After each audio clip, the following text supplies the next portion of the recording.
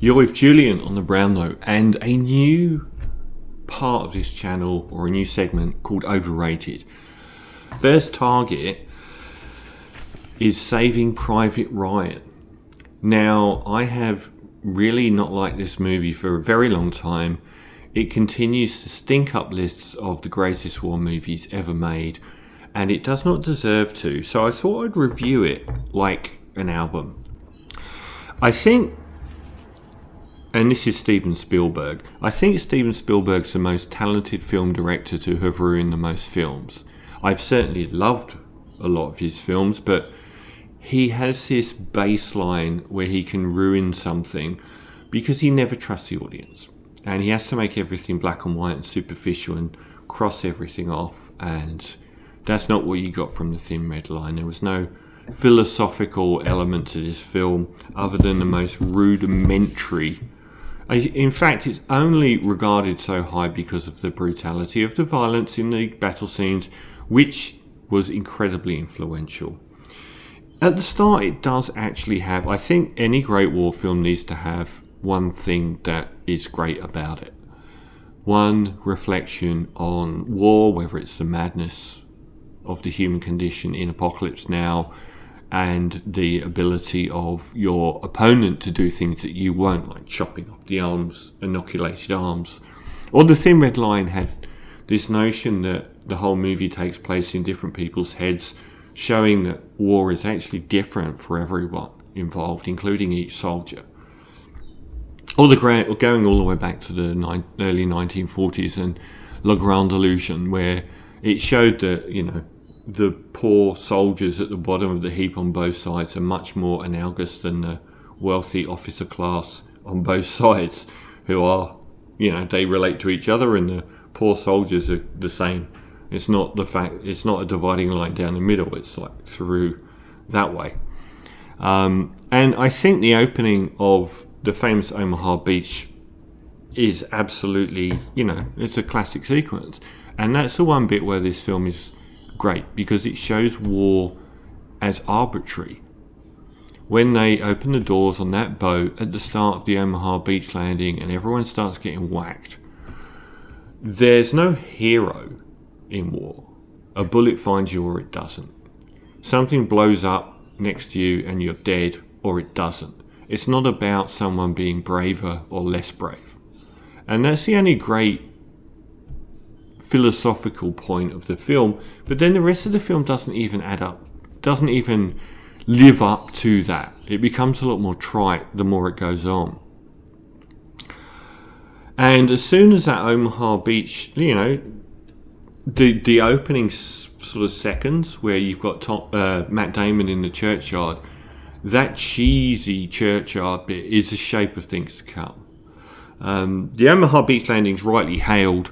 It's lessened in impact now if you rewatch it, but that's no fault of the film, because it became so influential, the battle sequences in Saving Private Ryan, that every man and his dog's copied them since, especially Mel Gibson across at least 2 movies.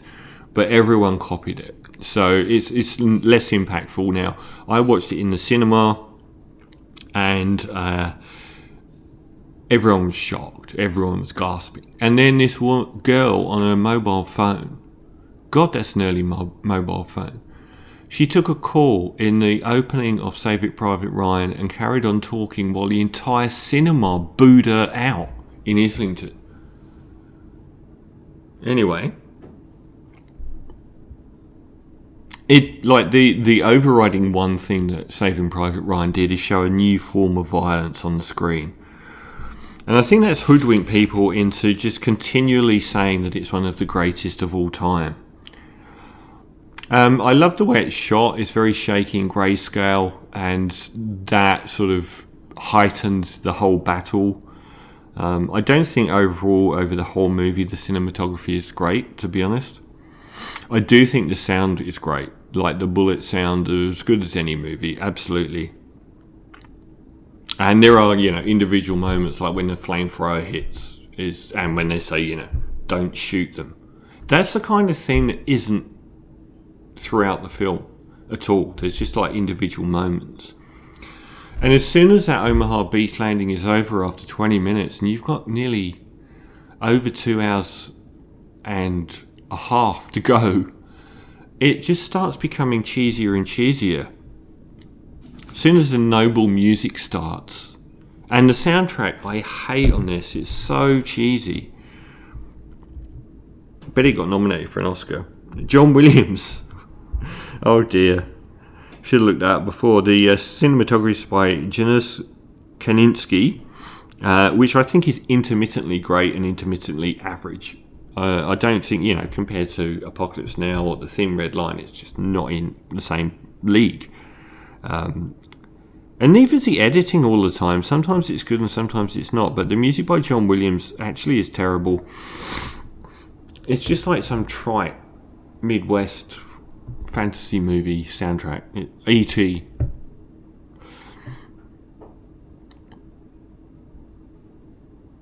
And, this was, like, for major Spielberg projects at the time, this came on the back of Schindler's List.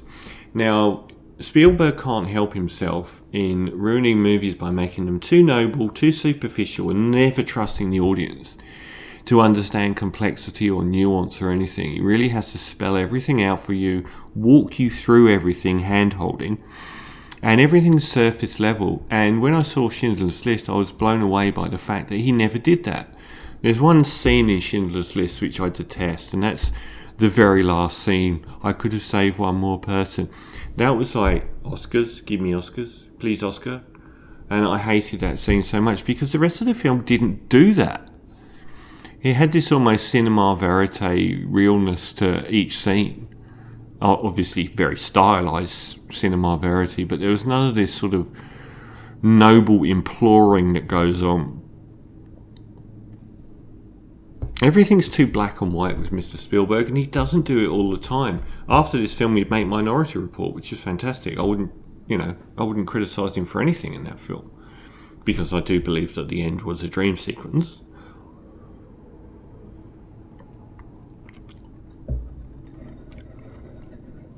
And the main conceit of this movie, if it had been about the arbitrary nature of war and the complete fallacy of heroism, I would have been on board.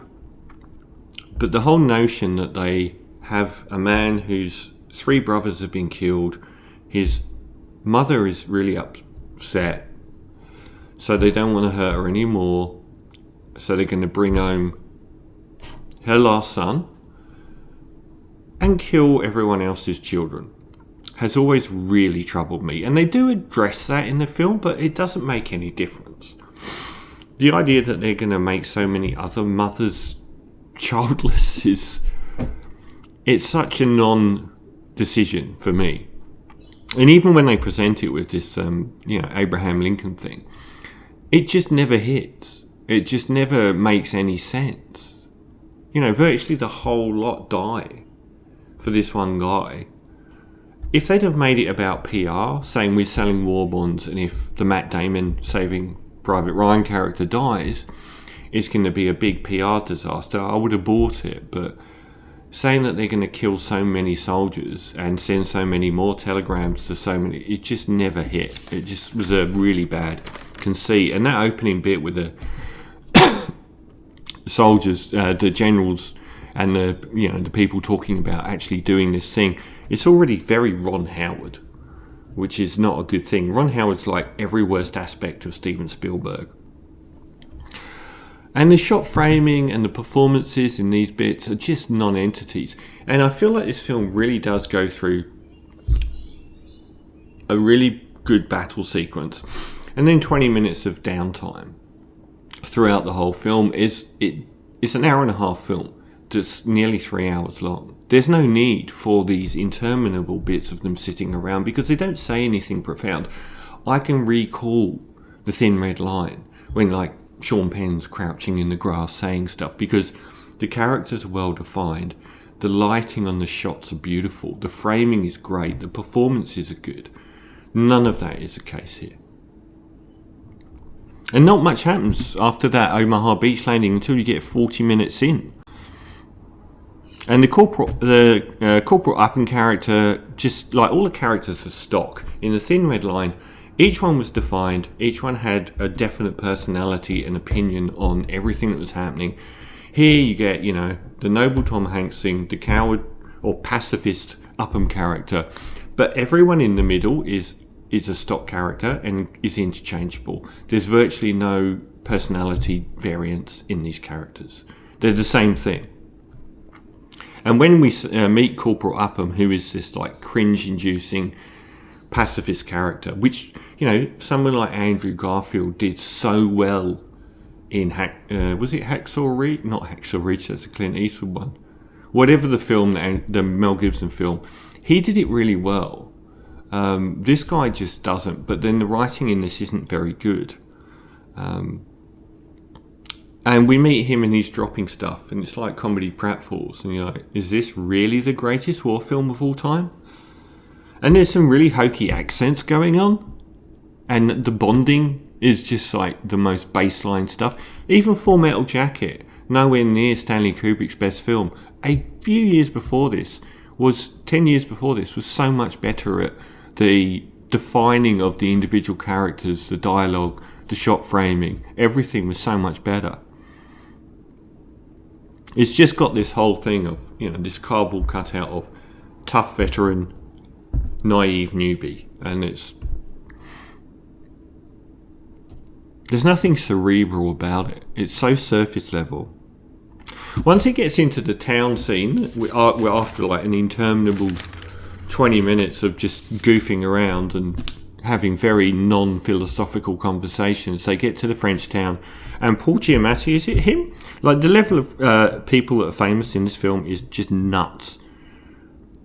I think it's Paul Giamatti. Must have been, Paul Giamatti. It must be in a really early role. Just stood out as like the first great acting performance in the film, because he actually felt like he was delivering his lines in a really good way. Tom Hanks is very good in this film. Tom Hanks is also Oscar chasing in this film, and whether that's a result of the writing or not, but he's really good. But most of the actors in this aren't. I mean, you get Bryan Cranston in this as well, but that whole sequence in the town in the rain, in the rubble with the sniper, was really good, and that was great.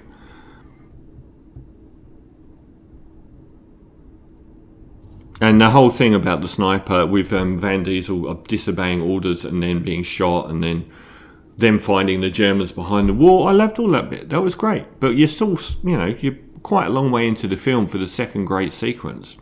And Tom Sizemore is, he died recently. He's really, really good. In this film, he's just not given anything with the writing to show a diverse character. Apart from that one scene where he's got the gun on the guy, it's just a stock character. And there's so much hokey obviousness to this film. It feels like a film that would have probably come out before, not just Platoon, but probably before Apocalypse Now. I do wonder, though, Tom Hanks' shaky hand in this film, I wonder if it was inspired by Blade Runner. I don't know, but, that whole Time to Die thing with the guy in Rutger Hauer in Blade Runner, is that where it came from? If so, very good. And then after that whole, the family and all of that stuff in the French village was really good. But then we get another interminable sequence where they're sitting around having conversations. If you're going to sit around and have this, momentum killing part of the film, you've got to fill it with philosophically interesting dialogue and performances that are memorable. It's just hokey stuff. And even when the guy's, taunting the German soldiers, I think it's the Bear Jew, actually, from Inglourious Basterds. I'm sure it's the same actor. I haven't looked that up. He's going, I'm Jude, and so on. He just overdoes it. Spielberg overdoes it. It's sort of like, just makes it so... And that glider sequence isn't bad, but it's very flat until Hanks starts losing it and actually shows some acting chops. But we're an hour and a half in with a couple of good sequences. And a lot of downtime. A lot of empty downtime. And the battle scene that follows, which isn't great, where Hanks makes a mistake and takes his platoon off to take out a position is completely pointless. It's just wandering. And then Hank's having his own meltdown. It's just so Oscar baity. It just doesn't really work. I feel like this film wants to be something like Come and See, and it just doesn't have that gravity or impact. It's just the violence in it does. If you took the violence out of this film and watched it and you're a fan, you would say it was a hokey film. And that whole sequence is not really satisfying in any way. We understand the plot device of the pacifist character letting the German guy go, but that also comes back as, very unrealistic, the way that German guy comes back into the story. And letting him go is garbage. They make some decisions along the way, such as attacking the position in the first place and letting the guy go, which don't make any sense. And neither does, there's a good scene where Tom Sizemore's got his gun out on the other soldier that's threatening to quit, and Tom Hanks reveals that he was a teacher, and the pool that all of the soldiers have bet to find out his career has reached $300, a sizable figure in 1944. Would you not pick a teacher? Is that a really obscure job for an articulate, educated American man to be a teacher? You wouldn't have picked that. And it just comes across as, plot contrivance. After that, and we're approaching 2 hours now, where there's only really been 2 great sequences, I think, even approaching great sequences, after 2 hours. And the film could have been an hour and a half long. We finally get Matt Damon, and that final set is outstanding. And this is the rest of the film, really. It's like from 2 hours to about 2 hours and 40. I wouldn't have minded them taking out that whole French bit and putting this bit in the pouring rain, because that was so good in the French town. And they do there's a bit where they're and this is why we're really saving Private Ryan. And I was like, you can't be serious. They actually say the title of the movie, which is just so cringe-inducing. That battle sequence is amazing. Might even be better than the Omaha Beach, but the Omaha Beach is, impactful in a different way. I think it's not a cinematography. It's not staged. That was just chaos. And that's why it was probably the better sequence. But the final battle sequence is amazing. But the hour before that was completely flat. It's got none of the fluidity of Thin Red Line, none of the poetry, none of the philosophical edge, none of the well-defined different characters. I can recall so many characters from the Thin Red Line, from John Cusack to Sean Penn, John Caviezel. Each one had their own place and own thoughts. And really, really well-defined characters, and they all had different personalities, even if they were grunts. But you just don't get that here. And the dialogue was memorable, and the shot framing was memorable. But here, everyone's a grunt, and they're all blended into one. There's no imagery or thoughts that really stay. But the last sequence does have the personality that's missing from much of the movie.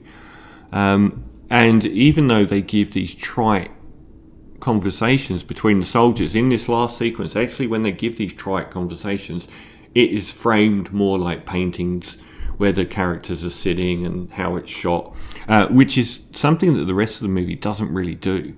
But Matt Damon actually stands out here because he delivers this whole thing about his brothers and the barn really well. Terrific acting from him in that. And the battle has the personality that the other sequences don't. You remember things like, the huge plume of smoke that comes out of the very menacing Tiger tank, the sticky bombs, the 20mm gun assault as well. And the coward scene is great. The coward scene is really good.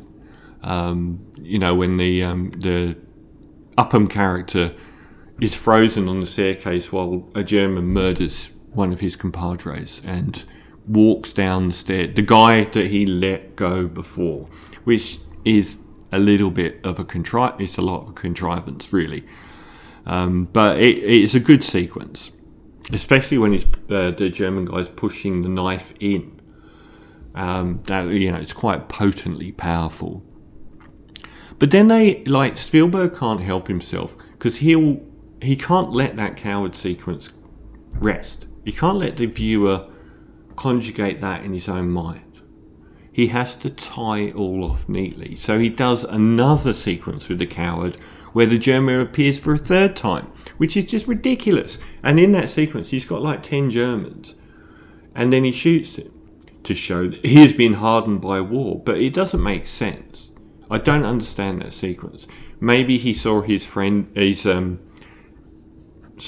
squad friend or compadre killed, and that turned him. But that had already happened. He already had another, in the first time that happened, he'd already been through these changing battle sequences. So why, in that one, would he turn into someone that executes a prisoner? It just doesn't make any sense. And then we come to the goofy graveyard scene, which is super hokey ending, of course. Look, this is a film with probably 3 strong sequences over 3 hours, or 2 hours and 45 minutes, or something like that. And a lot of trite downtime, where none of the dialogue is really memorable. There's not a lot of quotes from this film, is there? I mean, you've got this, when they finish this incredible battle in the Thin Red Line, which is the same year, this amazing thing, where does this darkness come from? Which is just one of the best sequences and dialogue sections of any war movie ever. There's not really any dialogue in this film that's that memorable. And I don't think 3 strong battle sequences in a 3-hour movie or a 2-hour 45 movie with endless downtime where there's nothing philosophically interesting happening and it feels old-fashioned, apart from the grayscale cinematography and the brutality of the violence, makes a great war film. It's closer to Black Hawk Down than it is to Come and See, and it's closer to Black Hawk Down than it is to Apocalypse Now or Platoon. In fact, I wonder whether Black Hawk Down might even be superior to this, and that isn't a great war film. It's astonishing stylistically. The sound and the vision is just breathtaking, and the battle sequences are breathtaking. But a lot of the stuff in between in Black Hawk Down, the dialogue and the motivations and the musings on conflict are really trite. But I wonder whether Black Hawk Down isn't better. And it's a slog to get through as well. So my first ever overrated, the most overrated film of the last 40 years is Saving Private Ryan. I'll give it a 6 out of 10.